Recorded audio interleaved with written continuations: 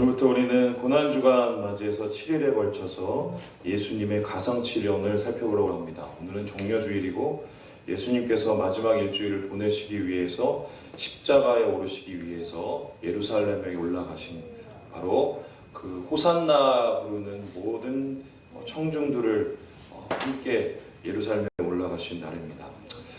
이러한 예수님의 오르시는 끝에는 십자가가 있었고 그 십자가 위에서 예수님은 7개의 언어를 남기십니다. 바로 이것이 가상칠언인데요. 예수님께서 돌아가시기 전 하신 마지막 말씀, 바로 유언인 것입니다. 일반적으로 유언은 그 가치가 존중되고 인정을 받기 마련입니다.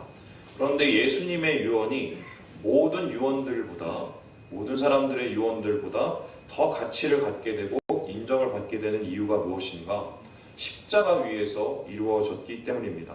십자가형은 로마 제국 당시에 가장 치욕적이고 잔인한 처참한 형벌이었습니다.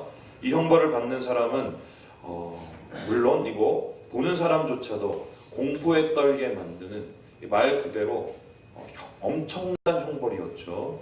그래서 정치범, 테러리스트 혹은 흉악범이 아니고서는 십자가에 오른 일이 없었습니다. 십자가형이 공포인 것은 이 잔인한 처벌 방식 때문인데요. 한마디로 죄인을 완전히 발가벗겨서 나무에 매달아 놓고는 말려 죽이는 방법이었어요. 그러므로 십자가 위에 달린 사람들은 육체적으로나 심리적으로 극단의 고통을 경험하게 되는데, 예수님의 경우 그 심신의 상태가 과연 어떠했을까를 살펴볼 수 있는 이 말씀에 단서가 있습니다. 우리 함께 요한복음 19장 말씀을 같이 한번 읽어보겠습니다. 시작. 예수께 19장 말씀입니다. 제가 읽겠습니다. 예수께 이르러서는 이미 죽은 것을 보고 다리를 꺾지 아니하고 그중 한 군인이 창으로 옆구리를 찌르니 곧 피와 물이 나오더라. 이 다리를 꺾는 이유는 죽음을 재촉하기 위함인데, 흉부에 무리를 주어서 호흡곤란을 일으키어서 한마디로 빨리 사망하게 만들기 위한 편법입니다. 유대인들이 안식일에 시신을 십자가 위에 남겨놓지 않기 위해서 이 처형을 빨리 마무리해달라고 빌라도에게 얘기를 했는데, 그래서 이 군사들은 십자가 처형 끝에 이 죄인들의 발을 한 명씩 꺾었어요. 그런데 예수님의 다리는 꺾이지 않으셨습니다. 그 이유가 무엇인가? 이미 돌아가셨기 때문이지요. 이 공간복음서에 따르면 예수님의 사망 시간이 제9시, 그러니까 지금에 따지면 오후 3시 정도 되는데요. 예수님께서 오전 9시에 십자가에 달리셔서 오후 3시에 돌아가셨다면 거의 6시간 정도를 십자가 위에 계셨고 고통하셨던 것입니다. 그래서 보통의 경우 이 십자가에 달린 모습과 예수님의 사망 시간이 상당히 차이가 있는데요. 길게는 40일을 버틴 사람도 있어요, 십자가 위에서. 그런데 예수님은 단 6시간도 채 버티지 못하시고 십자가 위에서 돌아가셨습니다. 그 이유는 무엇일까? 예수님의 이 빨리 사망한 이 원인이 과연 무엇일까? 학자들은 그 이유를 이제 말씀에서 찾고 있는데, 심한 매질과 구타로 인해서 이미 반죽음의 상태로 십자가에 오르셨기 때문이라고 얘기합니다. 한편으로는 예수님께서 유월절 어린 양이 성전에 바쳐지는 시간이 오후 3시 정도였는데, 그 시간에 맞추어서 예수님께서 자신이 스스로 목숨을 내려놓으셔서 그러한 예언을 이루시기 위함이었다라고 얘기하시는 분도 있습니다. 하지만 모든 정황을 비추어 볼 때 예수님께서 십자가 위에서 육체적으로 극단의 한계에 이르렀다는 것을 우리는 살펴볼 수 있겠죠. 이건 부인할 수 없는 사실입니다. 뿐만 아니라 그렇다면 예수님께서 극단의 육체적 고통을 입었다. 그래서 예수님의 실제적인 사인은 도대체 무엇이었을까라고 하면 우리가 궁금하게 되는데요. 우리가 의사로 알고 있는 이 슈바이처 박사가 논문을 하나 썼는데, 이분이 사실은 목사예요. 이분이 이제 신학자인데, 신학 논문이 뭐냐면 예수님의 사인, 의학적 사인 분석입니다. 근데 그 논문에 따르면 슈바이처 박사가 예수님의 이 사인을 어떻게 분석하였냐면, 옆구리에 창을 찔렀더니 무엇이 쏟아졌지요? 피와 물이 쏟아졌지요. 보통은 찌르면 뭐가 쏟아질까요? 피만 쏟아집니다. 근데 이제 물이 쏟아진다는 것을, 이 장면을 이렇게 착안을 해서 아마 예수님은 심장 파열로 돌아가셨다, 돌아가신 것이 아닐까 추정하고 있습니다. 그렇다면 이 심장 파열은 언제 일어나면 극심한 스트레스, 심리적인 극심한 정신적 스트레스가 다가왔을 때 사람의 심장이 파열된다고 합니다. 그러니까 예수님께서 육체적으로도 고통의 극단에 있었지만 심리적으로도 어쩌면 최극단의 아픔을, 고통을 당하셨다는 것을 우리는 말씀을 통해서 알 수 있게 되는 것이죠. 그런데 한번 생각을 해보세요. 대부분의 사람들은 이 고통 가운데 있으면 그 고통이 장기간이 되고 극심하게 되면 어떻게 됩니까? 매우 이기적이 됩니다. 그렇죠? 그래서 그 심리적인 방어벽이 무너지고 무장 해제가 되기 때문에 하고 싶은 말을 다 하고 폭언을 다 하고 하고 싶은 행동을 다 합니다. 뭐 대표적인 경우가 임산부의 경우인데 간혹 이제 출산 때 이제 고통이 너무 심한 나머지 남편의 머리를 쥐어뜯고 욕하시는 분들이 있다고 들었어요. 뭐 진짜 들었어요. 근데 이제 보통 이제 그런 분들 중에 일부러 그러신 분도 있다고도 들었어요. 그런데 이 심한 통증으로 무장이 해제되기 때문에 나타나는 행동이거든요. 근데 이제 39절을 보면 예수님과 함께 십자가에 달린 이 죄인 한 명이 예수님을 비방하는 모습이 나오는데요. 이렇게 얘기합니다. 내가 그리스도냐? 너와 우리를 구원하라. 이렇게 이제 비방을 하는데 이러한 비방을 우리가 어떻게 해석을 해야 되냐면 악의적인 비방이라기보다 이 옆에 십자가에 달린 이 죄인이 심한 고통 가운데에서 이 파괴적인 언행이 나올 수밖에 없었던 것으로 이해할 수 있어요. 그런데 예수님의 모습에는 이 극심한 고통, 심리적, 육체적 고통 가운데서 지금 어떠한 폭력적 언행도 볼 수 없습니다. 또한 어떠한 이기적인 행동도 찾아볼 수가 없습니다. 오히려 십자가 위에서 말씀하신 이 7가지의 언어, 가상칠언을 통해서 아주 극단적인, 도저히 이해할 수 없는, 인간이 받아들여지지 않는 이타적인 언행이 드러나게 됩니다. 그렇다면 그 이유는 무엇일까? 심리적 고통으로 인해서 심리적 방어벽이 무너진 예수님. 그렇다면 예수님의 말씀은 무엇인가요? 진심이에요. 무장 해제가 되었을 때 자신의 마음 깊이 묻어두었던, 자신의 마음속이 그대로 드러나는 예수님의 진심, 바로 그것이 가상칠언에 담긴 중요성이라는 것입니다. 그래서 가상칠언을 우리가 중요하게 살펴봐야 되는 이유가 무엇인가? 예수님의 진심이 그대로 묻어나기 때문에 예수님의 진심을 살펴보는 것, 바로 그것은 예수님이 누구인가를 알게 되는 것이고요. 뿐만 아니라 예수님이 무엇을 위해 사셨으며 왜, 하필이면 왜 십자가를 지셨는지를 알 수 있는 근거가 됩니다. 그래서 오늘 우리는 본문을 통해서 이 가상칠언의 첫 번째 언어를 살펴보게 되는데 바로 그것이 34절 말씀입니다. 우리 함께 34절 말씀을 같이 한번 읽어보겠습니다. 시작! 이에 예수께서 이르시되 아버지 저들을 사하여 주옵소서. 그들이 그의 옷을 나눠 제비를 뽑을 때 예수님의 진심, 예수님의 마음 바닥에 있었던 그 진심은 무엇이냐? 십자가 위에서 말씀하신 예수님의 첫 번째 유언, 그것은 용서였어요. 용서의 기도. 예수님께서 무엇을 사셨는가? 왜 십자가를 지셨는가? 이에 대해서 주님은 말씀하고 계십니다. 아버지 저들을 용서하여 주옵소서. 예수님이 용서하기 위해서 십자가를 지셨고 인간을 대신해서 용서를 구하시기 위해서 십자가 위에 오르셨다는 뜻입니다. 그렇다면 우리 한번 생각을 해봅시다. 예수님이 용서하기 원하셨던, 대신 용서를 구하기 원하셨던 저들이라는 것은 누구입니까? 이것은 본문의 전후 문맥을 살펴보면 세 가지의 부류로 이해됩니다. 이 첫 번째 부류는 뭐냐면 먼저 예수님을 죽음으로 몰아세운 자들, 바로 예수님의 원수들이었어요. 원수들. 이들은 사악한 대적자들이며 잔인한 처형자들이었습니다. 이 35절에는 예수님을 대적하여서 죽음으로 몰아넣은 종교 지도자들의 모습이 나타나고 뿐만 아니라 이 그 앞절에는 예수님을 실제적으로 처형한, 십자가에 못 박은 군인들이 등장하게 됩니다. 그들은 예수님을 향해서 모욕과 욕설을 퍼부었습니다. 심지어 군인들은 예수님의 옷을 발가벗겨서 희롱하고는 어떻게 했습니까? 그것을 나누어 가졌습니다. 일종의 승리의 전리품처럼 여긴 것이지요. 그런데 예수님께서는 이들을 처음으로 용서하셨어요. 저들을 용서하여 주시옵소서. 이것은 무슨 뜻입니까? 평소에 예수님께서 생전에 말씀하신 말씀을 이루신 거예요. 원수를 사랑하라. 원수를 사랑하라. 그러니까 예수님께서는 십자가 위에서 원수를 사랑하시는, 용서하시는 분을 보이시고 계셨던 것입니다. 두 번째 예수님이 용서를 말씀하셨던 저들이라는 분은 누구인가? 예수님께서 말씀하신 이 저들이라는 것은 예수님의 죽음을 구경하던 백성들이었습니다. 이들은 한마디로 표현하면 배신자들입니다. 예수님은 지금 자신을 대적한 반역자들과 배역자들을 용서하실 뿐만 아니라 이 원수들을 용서하심과 동시에 배신자들을 용서하고 계세요.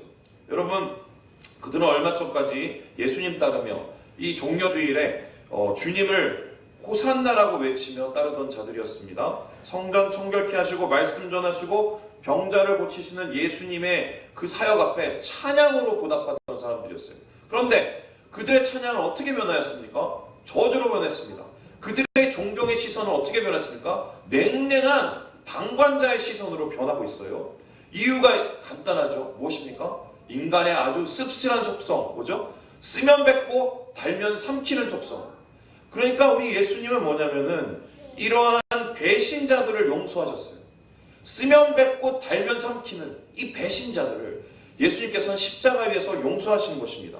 뿐만 아니라 예수님은 이들을 용서하실 뿐만 아니라 변호하셨어요.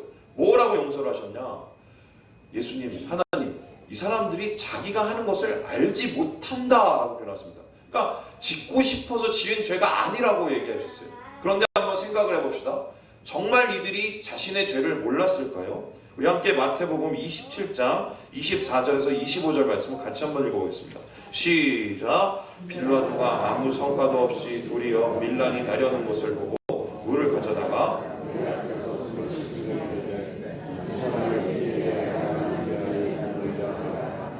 백성이 다 대답하여 이르되 그 피를 우리와 우리 자손에게 돌릴지어다. 빌라도는 아무리 찾아봐도 예수님을 죽일 필요까지는 없다고 생각을 했어요. 그런데 유대 백성들은 어땠습니까? 죽여달라고 얘기했어요. 그랬더니 예수님에 대해서 나는 그러면 내 죄가 없다. 니네들이 책임을 질 거냐? 그랬더니 이들이 뭐라고 그랬습니까? 그 피를 우리와 우리 자손에게 돌리소서. 이렇게 외치던 자들이었어요. 그렇다면은 정확하게 표현하면 이들은 자신의 죄를 알고 있었던 자들입니다. 그럼에도 불구하고 예수님께서 이들이 자신의 행동을 알지 못하였다고 변호하신 이유는 무엇입니까? 진정으로 이해하지 못했던 무지함 때문이라고 생각하셨기 때문이에요. 그래서 예수님은 자신을 향해 배신의 돌을 던지는 백성들을 용서하시고 심지어 이들을 위해서 기도하셨습니다. 예수님의 십자가, 바로 원수를 사랑한 십자가임과 동시에 배신자를 위해 기도한 십자가였어요. 마지막으로 이들의 저들이라는 것은 누구십니까? 바로 예수님의 용서를 받은 저들은 예수님 좌우편에 있던 행악자들이었어요. 이 범죄자들, 흉악범들, 자신의 죄로 인하여서 죽음 앞에 서 있는 자들을 예수님은 용서하셨습니다.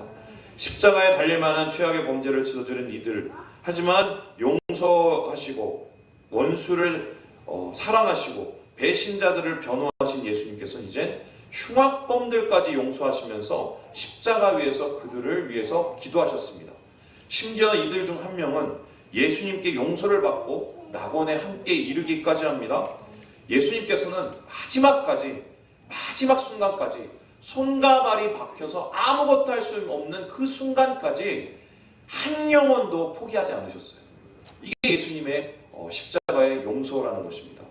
이와 같이 예수님의 용서의 대상은 원수들, 배신자들, 그 행악자들이었는데요. 이들의 모습 결국 무엇입니까?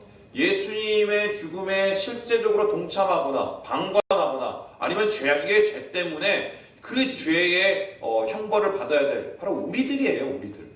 바로 이들의 모습은 우리의 거울이며 추악한 실체입니다. 그러므로 예수님의 용서의 십자가는 바로 모든 인류를 위한 것이었습니다. 이들을 위해 보복을 포기하셨고 분노의 감정을 내려놓으셨으며 심지어 기도하셨습니다. 더욱 놀라운 것은 자신을 죽인 자들을 위해서, 그들이 용서받기를 위해서 예수님께서 스스로 희생제물이 되셨어요. 그렇다면 이제 한번 제일 중요한 질문을 해봅니다. 왜 예수님께서 용서의 십자가를 지셨을까? 이 가상칠언 마지막 유언의 첫 번째의 언어를 용서에 대한 얘기를 하셨을까? 여러분, 이에 대해서는 우리 인간을 살펴보면 됩니다. 동서고금을 막론하고 사람들에게 큰 사랑을 받아온 이야기가 있습니다. 그게 뭔가요? 바로 복수의 이야기예요. 남성에게 이 복수 이야기가 가멸차게 적용이 되면 바로 그것은 뭡니까? 무협지예요. 무협지의 결국 시작과 끝이 뭐예요? 아버지가 죽었는데 아버지를 대신해서 복수하기 위해서 칼을 연마하고 비밀공법을 연마해서 원수를 무찌른다. 그게 끝이에요. 처음부터 끝까지 그냥 복수입니다. 그리고 여성에게 이 복수 이야기가 적용되면 뭡니까? 여러분 아시죠? 민소희 갑자기 점을 하나 찍고 와서 자기를 괴롭히는 남편을 위해서 복수를 합니다. 여러분, 그래서 그 남편 어떻게 해요? 쫄딱 망하고 자기를 버렸던 그 남정네는 완전히 이제 처벌을 받게 되는 복수 이야기예요. 똑같은 이야기를 동서고금을 막론하고 계속해서 보게 됩니다. 왜 그런가요? 이유는 아주 간단한데요. 모든 감정 중에 가장 강력한 감정이 분노이기 때문이에요. 분노는 에덴 동산의 범죄 이후에 발생한 인간의 왜곡된 감정인데요. 하나님과의 관계가 깨어짐으로 나타나게 됩니다. 하나님께서 물어보셨어요. 아담아, 내가 어디 있느냐? 아담아, 왜 내가 선악과를 따먹었느냐? 하나님의 질문은 공의에 의한 분노였어요. 그런데 그 공의에 의한 분노를 사람이 받아서 왜곡을 시킵니다. 어떻게 왜곡시키냐? 얘 때문에요. 바로 자기의 아내를 향해서. 그리고 그 아내 하와는 뭡니까? 얘 때문에요. 하나님이 만든 창조물인 그 뱀을 향해서. 여러분, 결과적으로 이 책임전과에 대한 이 분노는 점점 커지게 되고요. 이 분노의 끝이 결국 어떻게 결론 맺게 됩니까? 아담의 아들인 가인과 아벨의 싸움. 아벨은 가인의 돌에 맞아 죽음. 결국 살인으로 끝나버리게 됩니다. 오늘날도 분노는 활동을 멈추지 않고 있는데 더욱 왕성하며 집요해지고 있습니다. 사회 곳곳에 나타나는 분노는 이미 통제를 벗어난 수준입니다. 지금 현재 나타나고 있는 이 유럽 곳곳과 세계 곳곳에 나타나는 이 테러, 또한 여러 가지의 이 폭동들, 다 분노가 주제인 행동들이에요.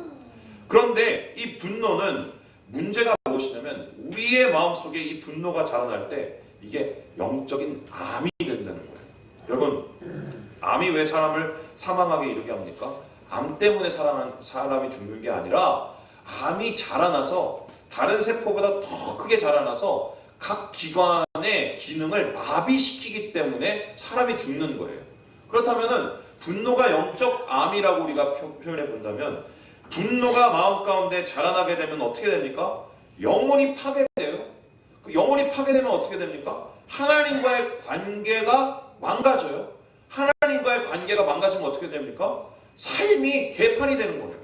그러니까 이 분노를 통해서 무너진 삶, 파괴된 영혼, 이 위에 하나님의 은혜는 더 이상 임할 수가 없게 되는 것입니다. 저는 이제 몇 년 전에 서거차도라는 섬에 다녀왔어요. 여러분, 이 섬이 어디냐면은 이 세월호 사건이 있었던 그 진도에서 가는 이 소용돌이가 있는 그 바다, 바로 앞바다예요. 그러니까 그 서거차도에 이 세월호에서 구출된 70여 명의 아이들이 와서 거기에 맨 처음에 머물렀습니다. 제가 그곳에 간 이유가 무엇이었냐면 서거차도에 있는 주민들을 섬기기 위해서 단기 선교를 갔던 거예요. 근데 거기서 이 서거차도 주민들을 만났는데 거의 이방인 같았어요. 왜인가? 우리하고는 비슷한데 전혀 다른 방식으로 살고 계셨기 때문입니다. 섬 주민들을 한 가정씩 방문해서 이제 축복하고 선물을 주고 또 전도를 했는데 공통적인 흐름을 제가 발견했어요. 뭐냐면요, 분노였어요. 분노.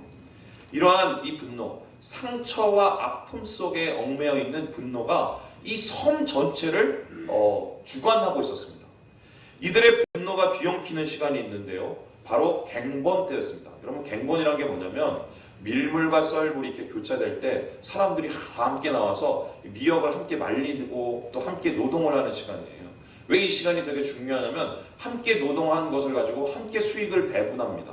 그래서 사람들이 이 갱번 시기에 굉장히 이렇게 촉각이 서 있는데요. 왜냐하면 몇 번을 빠졌는지, 나와서 저 사람이 얼마나 열심히 일을 하는지, 아니면 뭐 논팽이처럼 놀고 있는지를 다 일을 하면서 옆 사람들을 이렇게 주의 깊게 쳐다봐요.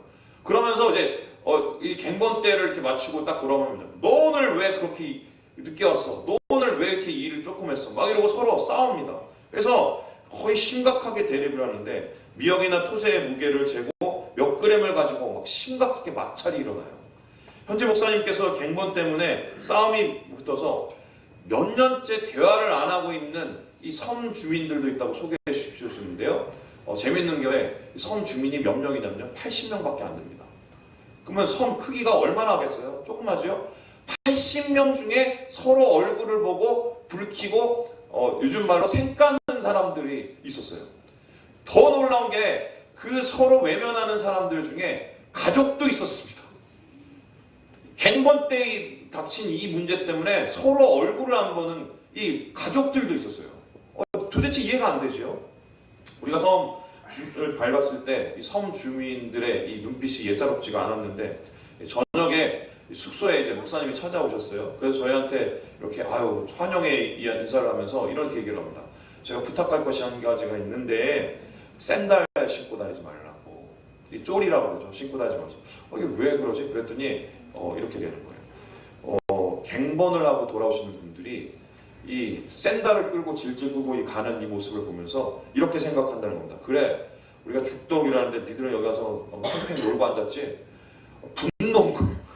관계가 없는데 분노하고 계시는 거예요. 한마디로 정리하면 이 분노가 증오와 적개심으로 발전되고 마을 공동체를 무너뜨리고 주민들의 이 대화를 단절시키는 영적인 암이 되고 있었던 거예요.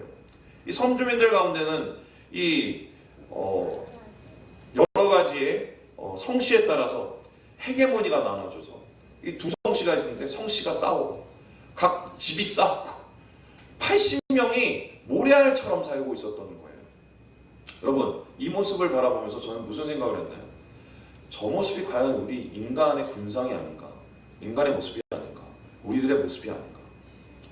이들의 분노의 모습은 대부분 다 어디서 오면 박탈감이었습니다. 섬까지 몰려올 정도니 사회에서 다 망할 거 망하고 해먹을 거 다 해먹고 오신 분들이.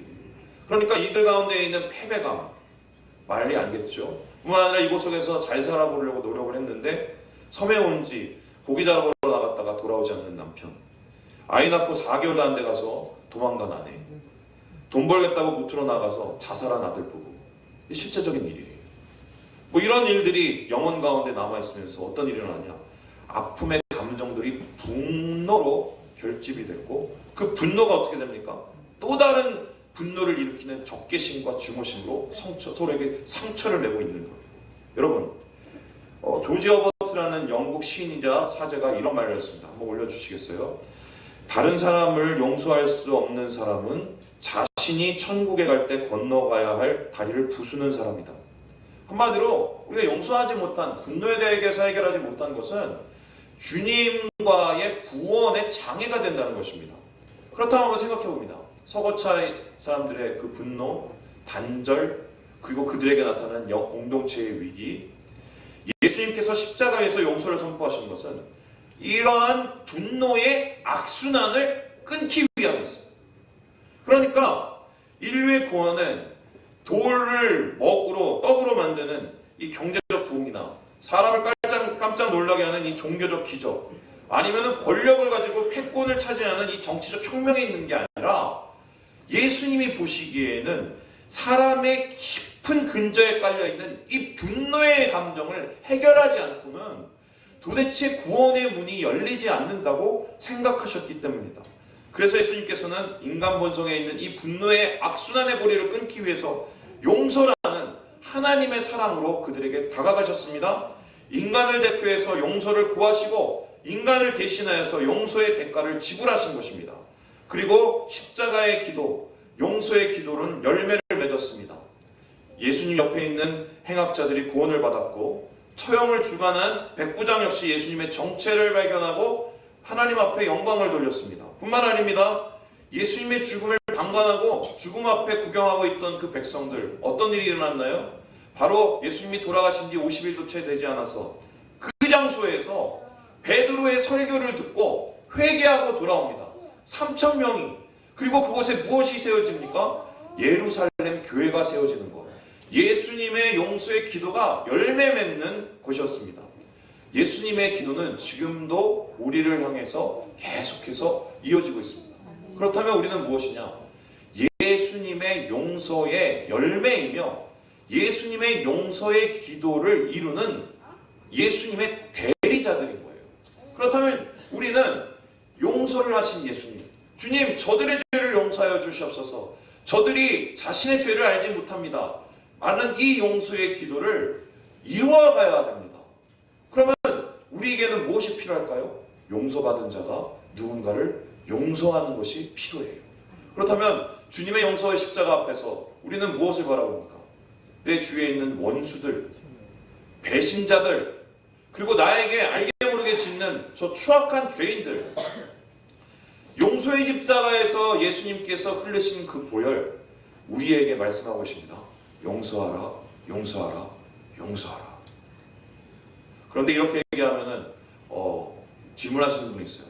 목사님, 제가 아무리 용서를 하려고 해도 저 사람들이 용서받을 준비가 안 됐는데, 아니 뭐 뉘우쳐야 제가 용서를 하지요? 이렇게 질문합니다. 이런 생각 해보셨죠? 자, 그런데 제가 오늘 여러분께 한번 질문을 해봅니다. 예수님께서 십자가 위에서 용서의 기도를 하실 때 그들은 죄를 뉘우친 상태였습니까? 아니면 자신의 죄를 계속해서 짓고 있는 상태였습니까? 짓고 있는 상태였죠. 그러면 여기서 결론이 나오죠. 용서는요, 먼저 하는 거예요. 우리 함께 여평자 우리 자매들 한번 얘기해 봅시다. 용서는 먼저 하는 겁니다.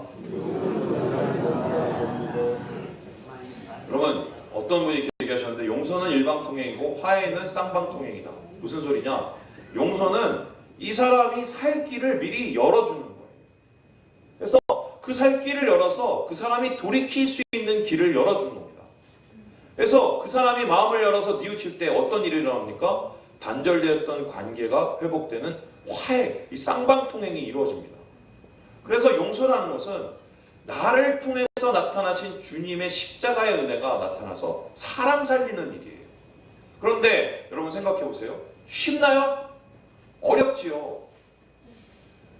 배신자를 내 마음에 내려놓기가 쉽나요? 어렵지요.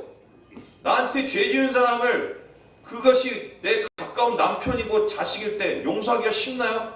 어렵지요. 그래서요, 용서는 반드시 대가가 필요해요. 공짜는 없어요. 오늘 예수님께서 용서의 대가를 무엇을 주셨습니까? 목숨이에요. 우리도 누군가를 위해서 용서한다는 것은 뭐예요? 대가를 지불해요. 형주 목사님이 말씀 가운데 한국교회에 대해서 뼈아픈 진단을 하시면서 이런 얘기를 했어요. 왜 한국교회가 지금 이 모양 이 꼴인 줄 아느냐 얘기했을 때 그분이 얘기했습니다. 예수님 그리스도로 인해 받는 고난이 없기 때문이다. 그러니까 예수님 때문에 복 받기는 좋아하고 예수님 때문에 즐거움 누리긴 좋아하는데 예수님 때문에 고난 받기는 싫어한다는 거예요. 근데 예수님 때문에 고난 받기 싫어하는 그 인생 가운데 어떻게 복음의 능력이 나타나겠냐는 겁니다. 저는 이 말에 적극적으로 동의하는데, 그렇다면 예수님을 위해서 받는 고난이라는 것은 무엇인가? 우리가 북한에서처럼 예수님 믿는다고 실제적으로 핍박을 받지는 않지요. 사회적으로 그리스도인으로 살아가서 좀 여러 가지의 불충분한 일들을 당하긴 하지만 우리의 삶이 무너질 정도는 아닙니다. 근데 저는 이렇게 얘기하고 싶어요. 예수님 때문에 당한 고난이 뭐냐? 바로 용서하는 거예요. 용서의 대가를 지불을 하고 나 자신을 다스리는 이 분노의 고리를 내려놓고 주님의 고난으로 받아들이면서 누군가를 향한 용서의 손길을 포기하지 않는 것, 그것이 오늘 용서의 기도를 통해서 예수님께서 말씀하시는 은혜인 것입니다. 말씀을 마치려고 합니다. 예수님의 용서의 기도는 지금도 계속되고 있습니다. 예수님은 우리를 통해서 용서의 기도를 이루시기 원하십니다. 우리는 예수님의 용서를 이루는 자들입니다. 예수님의 유언을 이루는 자들입니다. 용서를 통해서 영혼을 살려야 될 사람입니다. 용서의 길은 멀고 험합니다. 대가를 지불할지도 모릅니다. 고난이 필요할지도 모릅니다.